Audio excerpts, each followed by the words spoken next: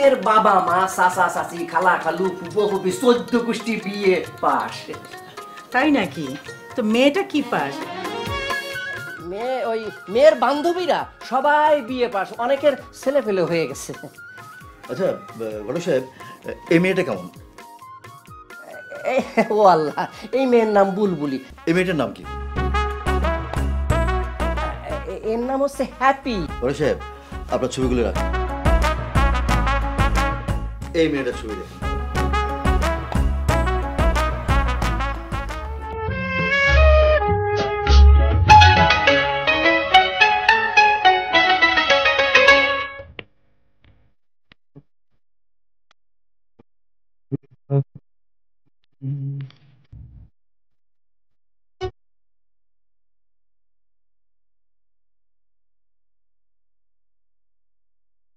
বলের কালো তিল পড়বে সুখে, উঠবে যখন আপন কাছে, ছিল জানবে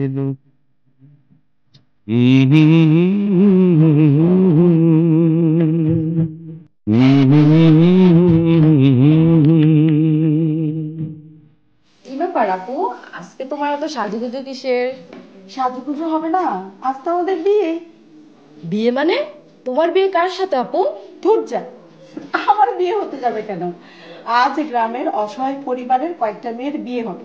ও আচ্ছা, তাহলে তোমরা তোমাদের সমাজ কল্যাণ সংগঠন থেকে গ্রামের অসহায় মেয়েদের বিয়ের ব্যবস্থা করেছো? হ্যাঁ, এর আগের বার আমরা কিছু এতিম ছেলে মেয়ের পড়াশোনার ব্যবস্থা করেছিলাম, এবার আমরা কিছু অসহায় মেয়ের বিয়ের ব্যবস্থা করেছি। তোমাদের পরের মিশনটা কি আপু? সেটা আমাদের সংগঠনের সেক্রেটারি হিমেল ভাই জানে। আমাদের ছেলে হিমেল বিশ্ববিদ্যালয়ে সর্বোচ্চ ডিগ্রি নিয়ে গ্রামে ফিরে এসেছে। খুব ভালো, খুব ভালো, খুব ভালো, ভালো ছেলে। তা আপনার ছেলের ওই পেশাগত যোগ্যতাটা কি? সমাজসেবা। সমাজ সেবা? তা এই সেবায় কি পেট ভরে? জি না, মন ভরে। গ্রামের সরকারি স্কুলে শিক্ষকতা আর সমাজ উন্নয়নমূলক কাজ নিয়েই তার ব্যস্ততা। মাশাআল্লাহ, ভালো হয়েছে। আমি ভাবছিলাম না জানি আপনার ছেলে কত বড় কাজ করে। দেখেন ঘটক সাহেব, সমাজ সেবার চেয়ে বড় আর কোনো কাজ নেই, বুঝতে পেরেছেন? যাক সভ্যতা, আপনাকে যে ছবিটা দেখালাম আর যে ঠিকানাটা দিলাম, আপনি ওদের সাথে একটু যোগাযোগ করেন। ওনারা যদি বিয়েতে রাজি থাকে তাহলে আমাদের কোনো আপত্তি নেই। ওয়ালাইকুম আসসালাম। আজকে এই বিয়ের অনুষ্ঠানে আমরা সবার জন্য সামান্য কিছু মিষ্টি এনেছি। আসছেন, ধন্যবাদ। আজকে অনেকগুলো বিয়ের অনুষ্ঠান হয়েছে, এটাই শেষ দম্পতি, একটু আসেন দোয়া করে দেন। ওয়ালাইকুম আসসালাম। দোয়া করে দেন। আসেন ভাই, এই নবদম্পতির বিয়ের কাজ শেষ, আপনারা আসেন, আমাদের জন্য একটু আল্লাহর কাছে দোয়া করুন, ওদের ভবিষ্যতের জন্য। আল্লাহুম্মা আমিন।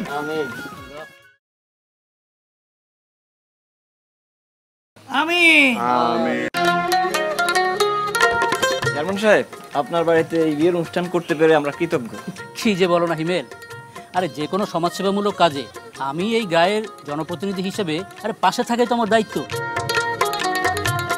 ঠিকই বলেছেন চেয়ারম্যান সাহেব, এই ধরনের কাজে সরকারও জনগণের পাশে থাকে। আপনারা পাশে আছেন বলেই আমরা এই ধরনের কাজ করার সাহস পাই। না না, আচ্ছা ওই আমাদের স্বাস্থ্যকর্মী সাজিয়াপা সে কোথায়? তাকে তো দেখছি না। মাদকাসক্ত নিরাময় কেন্দ্র রোগীদের জন্য সব সময় খোলা আছে। স্যার, আমরা যে মাদকাসক্ত রোগীটিকে ভর্তি করিয়েছি তার সন্ধান কিন্তু স্বাস্থ্যকর্মীর সাথেই দিয়েছেন। হ্যাঁ, ওনাকে তো আমি চিনি। বসেন। আপনাদের সহযোগিতায় তো মাদকাসক্ত রোগীদের চিকিৎসা আর পুনর্বাসনের ব্যবস্থা করতে পেরেছি। বেসরকারি পর্যায়েও এখন মাদক নিরাময় কেন্দ্র পরিচালিত হচ্ছে। সরকারের নির্দেশনায় এসব কেন্দ্রে সার্বক্ষণিকভাবে ডাক্তার, নার্স ও মনোচিকিৎসক রয়েছেন।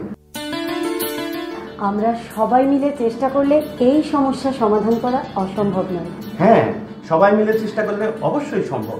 কুতুবউদ্দিন ঘটকের কাছে অসম্ভব কিছু নাই। এখন আপনারা যদি রাজি থাকেন তাইলে আমরা রাজি। আর তাছাড়া পাত্র পাত্রী দুইজনের পূর্ব পরিচিত। হায় হায়, তাইলে তো কথাই নাই। আরে মিয়া বিবি রাজি, জলদি ডাকেন কাজী। আচ্ছা হিমেলের মা, তোমার কি মনে হয় ওরা পাত্রী হিসেবে আমাদের হিমেলকে পছন্দ করবে? পছন্দ করবে না কেন? আমাদের হিমেলের মতো এমন সৎ পরোপকারী ছেলে এই গ্রামে কজন আছে বলো? তা তুমি ঠিক বলেছ। মেয়েটাও কিন্তু ভালো। জানো, আমি ওই মেয়েটিকে আমাদের হিমেলের সাথে অনেক সেবামূলক কাজ করতে দেখেছি। আমি না শুনেছি ওর বাবা মা নেই, ওর ভাই ভাবি নাকি ওর অভিভাবক। তাই নাকি? তাহলে চলো একদিন ওদের বাড়িতে গিয়ে ওর ভাই ভাবির সাথে কথা বলে আসি। ঠিক আছে, কিন্তু তার আগে দেখি আমাদের ঘটক সাহেব আমাদের জন্য কি খবর নিয়ে আসে। তার মানে পিতামাতার অবর্তমানে এই পরিবারের আপনিই অভিভাবক? হ্যাঁ, তা বলতে পারেন। চাচা, ওরা আমাকে ভাই বোন হইলো আমরা সন্তানের মতোই দেখি। ভাই বোন? তার মানে কি আপনার আরো ভাই আছে? জি, আমার ছোট ভাই তমাল। তা আপনার ভাইয়ের পেশা কি, মানে কি কাজ করে বলেন তো একটু? মানে এখনো কিছু করতেছে না, তবে চাকরি বাকরির চেষ্টা চলতেছে। ও, বুঝতে পারছি, বেকার। তাইলে তো নিশ্চয় বাড়ি ঘরেও নাই। কই যাও তুমি? আমি তোমার এখন কোনো জায়গায় যাইতে দেব না। আমি জানি তুমি ছাইপাস খাইতে যাইতাছো। চুপ! এই বাড়ির মালিক আমি, এই বাড়ির কর্তা আমি। আমার মন চাচ্ছে আমি তাই করব। না, তোমার মন যা চাইবো তা তুমি করতে পারবে না। গ্রামের মানুষ তোমার ভালো কয় না। তুমি নেশা খাওয়া ছাড়ো। আল্লাহ, আল্লাহ গো, তুমি কইয়া দাও আমি ওকে কি করবো। আল্লাহ, আমার জামাইটা তুমি ভালো করে দাও। আমার জামাইটা যেন নেশা খাওয়া ছাইরা দেয়। আল্লাহ, কি ব্যাপার শালা, এত রাত করে তুমি এখনো জায়গায় বসে আছো? তমাল এখনো ফেরে নাই নিশ্চয়? না মানে থাক, তোমাকে আর বলতে হবে না। তোমার আজকেরা পায়ে পায়ে ওর এত সাহস বাড়ছে। আচ্ছা, ও এত রাত করে থাকে কই বলতে পারো? তা আমি কেমনে কমু কই থাকে?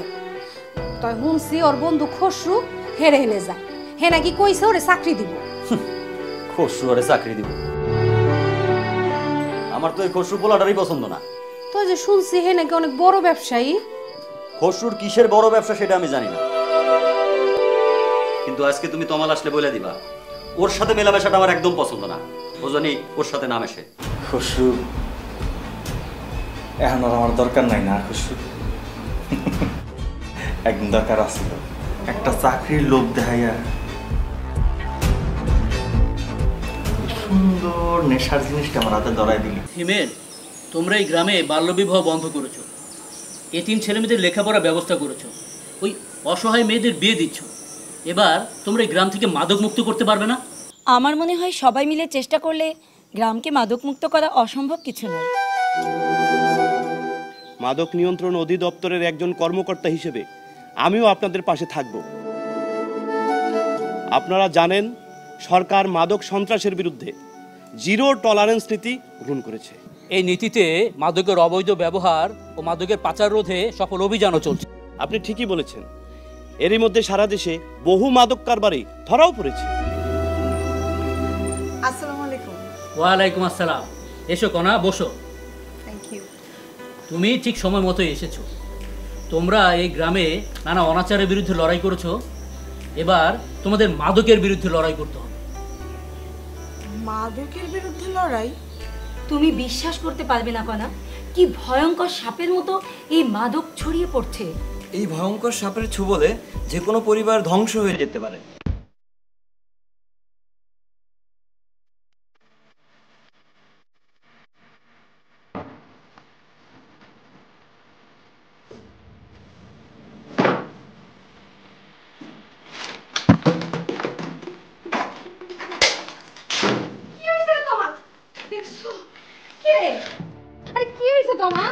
কালকে এত রাতে বাড়িতে ফিরে না খেয়ে শুয়ে পড়লি, তোর শরীর ঠিক আছে তো? ঘর কি অবস্থা করছিস ভাইয়া? তোর কি হয়েছে বলতো? তোমার তোর তো কওয়াই হয় নাই, আমাকে কনার কিন্তু বিয়া ঠিক হয়েছে। কনার বিয়া? হ, ওই যে সমাজ কল্যাণ সংগঠনের হিমেল আছে না, ওর বাপ মা তো আইছিল আমাকে বাড়িতে বিয়ার প্রস্তাব নিয়া। বিয়া দিবা দেও, সমস্যা নাই, কিন্তু বিয়া দিতে যে টাকা পয়সা সোনা দান এগুলো লাগে, এগুলো করতে গেবো, এগুলো তোমার কেটা দিব? আর কি মুশকিল, আমরা এত টাকা পয়সা স্বর্ণ গয়না কই পামু? তা আমার যে কিছু গয়নাগাটি জমানো আছে না, আলমারিতে রাইখা দিছি, ওগুলি বেচলে মোটামুটি কিছু টাকা জোগাড় হয়ে যাবে।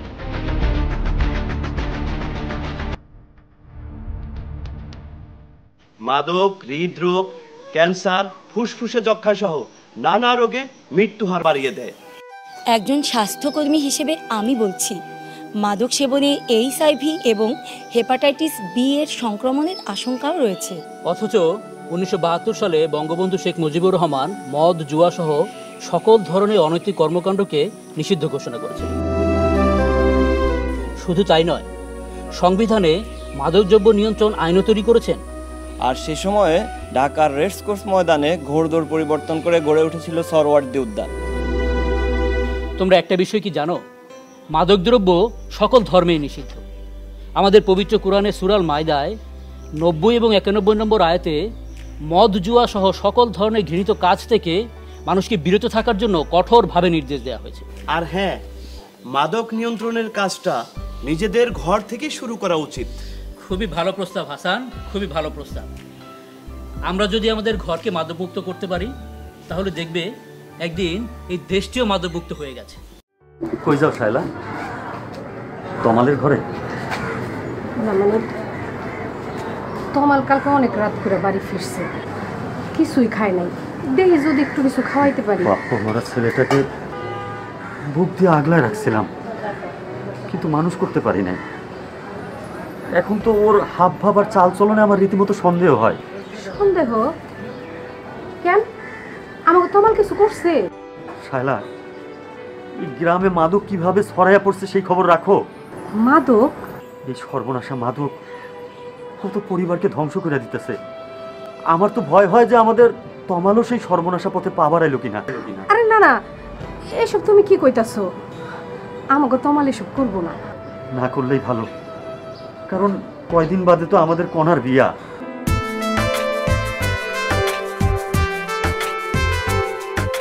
কি করো আপু? এই তো ওই দিন যে আমরা বিয়ের অনুষ্ঠানের আয়োজন করেছিলাম, সেই অনুষ্ঠানের ছবি দেখি। অন্যের বিয়ের ছবি দেখা বাদ দিয়ে নিজের বিয়ের স্বপ্ন দেখো। বিয়ের স্বপ্ন?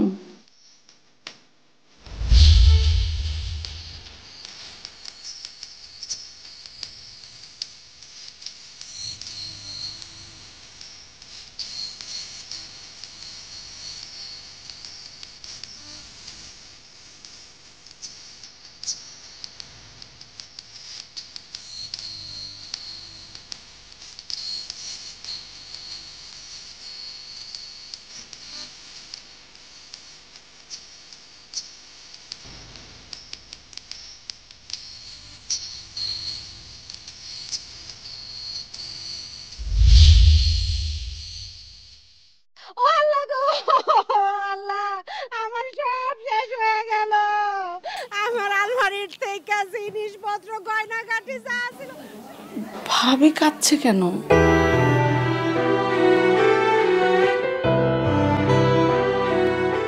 আপু আপু সর্বনাশ হয়ে গেছে। কি রে মিনা, তুই কাঁদছিস কেন? তোমার বিয়ের জন্য ভাবি আলমারিতে যে গহনাগুলো রেখেছিল সেগুলো সব চুরি হয়ে গেছে। হ্যাঁ? গহনা চুরি হয়ে গেছে মানে কি বলছিস এসব? বড় ভাই থানায় খবর দিয়েছে, বাড়িতে এবার পুলিশ আসবে। হেলাল সাহেব, এই গহনা চুরির ব্যাপারে আপনারা কি কাউকে সন্দেহ করছেন? এই বাড়িতে তো আমরা ছাড়া কেউ থাকে না, তাই সন্দেহ করার মতনও কেউ নাই। আচ্ছা, আপনি আর আপনার স্ত্রী ছাড়া এই বাড়িতে আর কে কে থাকেন? আমার দুই বোন, কনা আর মিনা। হ্যাঁ, ওনাকে তো আমি চিনি। উনি এলাকার সমাজ কল্যাণমূলক কাজে সম্পৃক্ত। আচ্ছা, আপনার একটা ছোট ভাই ছিল বলছিলেন, উনি কোথায়? ও তোর এক বন্ধু, কি জানো নাম? ও খসরু চৌধুরীর অফিসে গেছে। খসরু চৌধুরী? কিসের অফিস ওনার? কিসের অফিস জানি না, ওই গোল্ডেন স্টার। শুনছি অনেক বড় ব্যবসা। জি। গোল্ডেন স্টারের খসরু চৌধুরী, সে তো আজ মাদক কারবারের অভিযোগে গ্রেপ্তার হয়েছেন।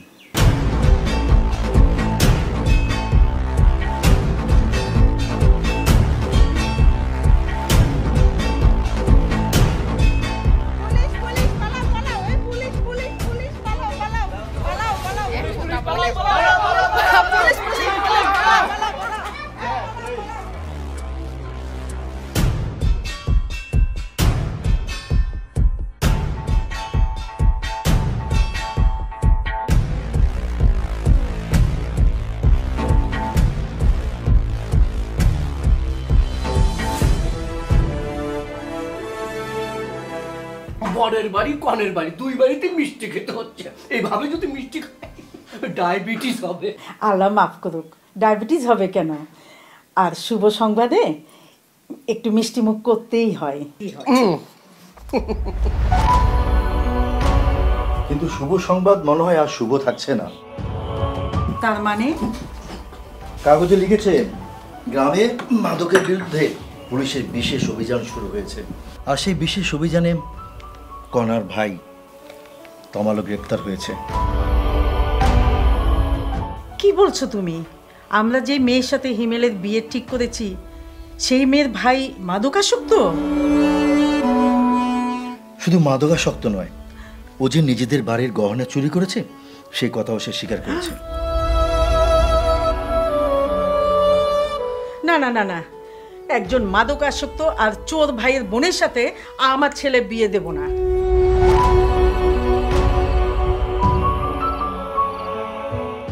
ভাইয়ের অপরাধে বোন কেন অপরাধী হবে মা?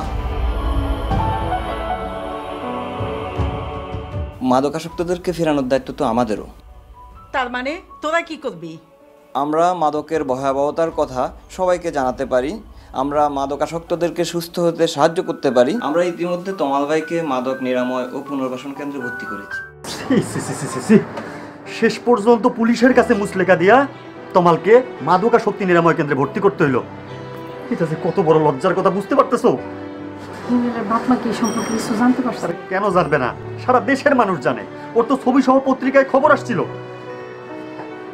তাইলে এখন আমাকে কোন বিয়ের কি হইব? শালা, কোনো মাদকাসক্তের বোনের সাথে কোনো ভালো পরিবারের বাবা মা তার ছেলেকে বিয়ে দিতে চায়? মাদক যে কত ভয়াবহ, মাদকাসক্তি কেন্দ্রে না হলে বুঝতে পারতাম না। এখন আমার খুব বাঁচতে ইচ্ছে করে, পরিবারের প্রিয়জনদের কাছে ফিরে যেতে ইচ্ছে করে। ভাইয়া, আমি কি আবার বাড়ি ফিরে যেতে পারবো না ভাইয়া? ডাক্তারের সাথে আমার কথা হয়েছে, খুব শীঘ্রই আমরা তোকে বাড়ি নিয়ে যাব। হ্যাঁ হেলাল সাহেব,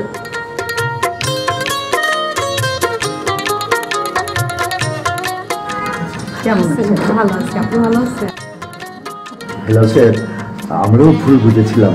ভাবলাম মাথা ব্যথা হলে মাথার কেটে ফেলাটাই কিন্তু সমাধান নয়।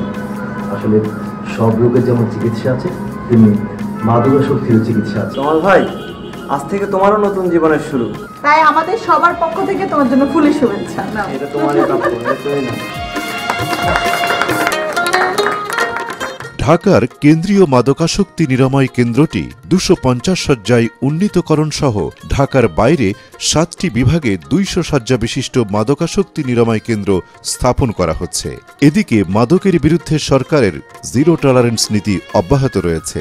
সকল শ্রেণী পেশার মানুষের সচেতনতা ও সহযোগিতার মাধ্যমে বাংলাদেশ হয়ে উঠবে সত্যিকারের মাদকমুক্ত সোনার বাংলাদেশ।